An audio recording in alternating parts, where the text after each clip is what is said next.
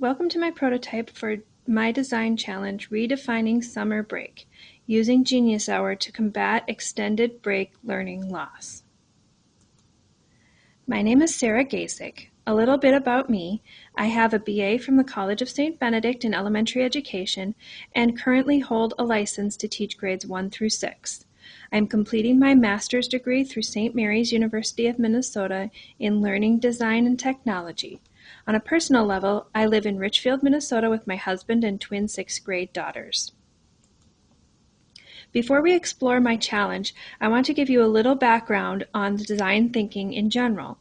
The concept of design thinking is basically a creative way to solve a problem through innovation, hands-on prototyping, and experimentation to create a real-world solution for real-world problems. Once a problem or challenge is identified, the thinker then goes through a series of steps to not only further explore the issue, but also research it with credible sources and affected stakeholders. The thinker then compiles this information to generate potential solutions in the form of a prototype. That prototype is then brought back to the stakeholders and vetted. This process continues until both the thinker and the stakeholders have worked together to create a solution that fulfills the needs to solve the problem and that the solution is implemented or created and used. At this point, I am in the prototype phase, collecting feedback on my potential solution. I will continue this process for the next couple weeks as I hone and test facets of my solution for a final product. My design challenge is how can we reimagine summer or any break or time at home in experience for my children to engage them academically or enrich their summer experience. After much research and talking with a variety of stakeholders, I have come up with a number of potential solutions. In their book, Think Like a Freak, Stephen Levitt and Stephen Dubner talk about problem solving. To think like a freak means to think small, not big. Why? For starters, every big problem has been thought about endlessly by people much smarter than we are. The fact that it remains a problem means that it is too hard to be cracked in full. What I found totally supported this. There are many smaller, more immediate, doable, and testable pieces. So in the solution I am prototyping is a Genius Hour as a vehicle to help keep students learning and academic work going through the summer or any extended break. So what is Genius Hour? Is basically a controlled free explore time.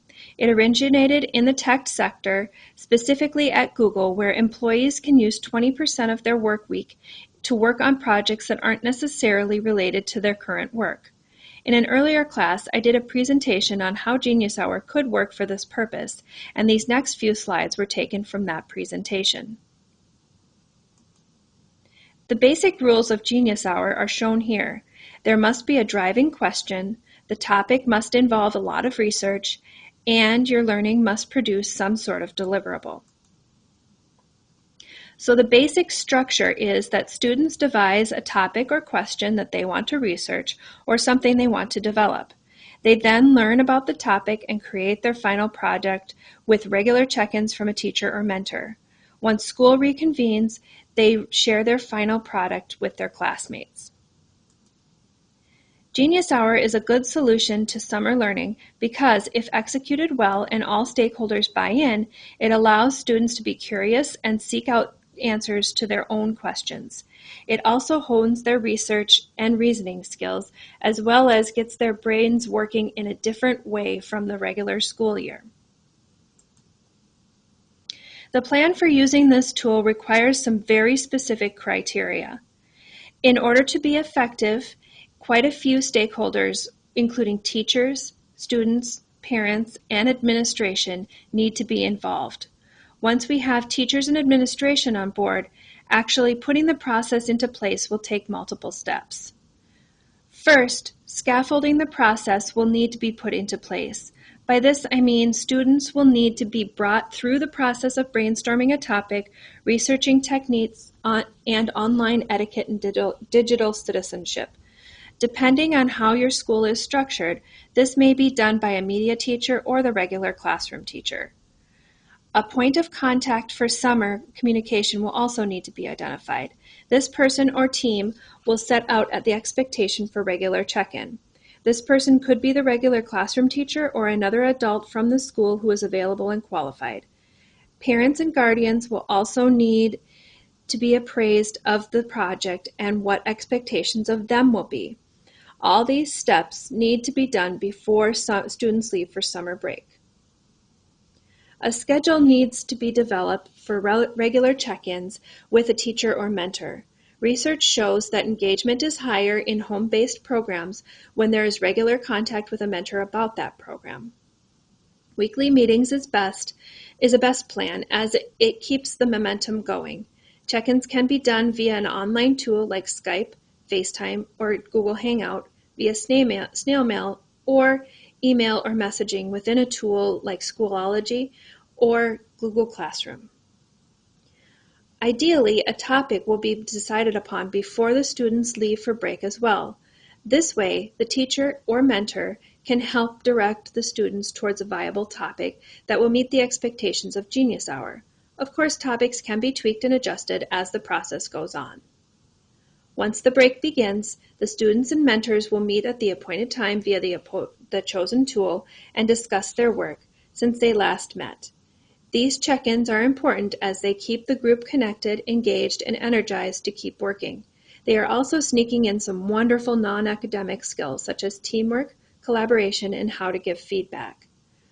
When the school year reconvenes, the students will gather to present their projects. This may be done in a variety of ways based on what is going to work best for the school schedule and staff. I think that meeting as a new group of learners,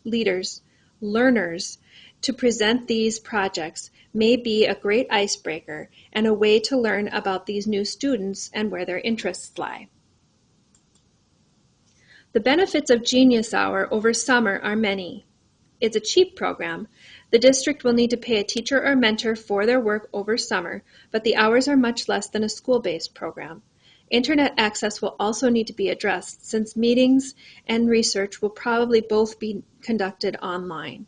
Some districts are now rolling out affordable Wi-Fi options to their families with school-aged children to address this issue, as it's not limited just to this project. It's getting kids to think in a different way than they do in school. It's personalizing learning to the students. By giving them choice in their topic and product, they are more invested in the final product and should then be learning more. It's creating equal opportunities to learn regardless of SES or socioeconomic status level. As long as the specific barriers are met, such as access to research and online tools, students of all socioeconomic levels should be able to succeed in this program. But how do we know if Genius Hour worked? Great question. Students in our district take a MAP test in the fall and in the spring. An easy way to see if there was maintenance or perhaps growth would be to look at those scores. If they stayed relatively the same, we know that they retained some of the learning from the previous school year. If there is loss, obviously they did not retain learning. Depending on their topic, I am guessing that their scores will maintain or possibly grow in the English language arts area, especially since the core of Genius Hour requires them to research and write. Hopefully they will also maintain in math since there will be critical thinking and problem solving involved, though, again, depending on their topic, this may not be the case. Kids will also be growing in ways that aren't measurable, socially and emotionally. They are going to be learning valuable communication techniques as well as research and technology skills that will serve them well in years to come. So here's where I need your help.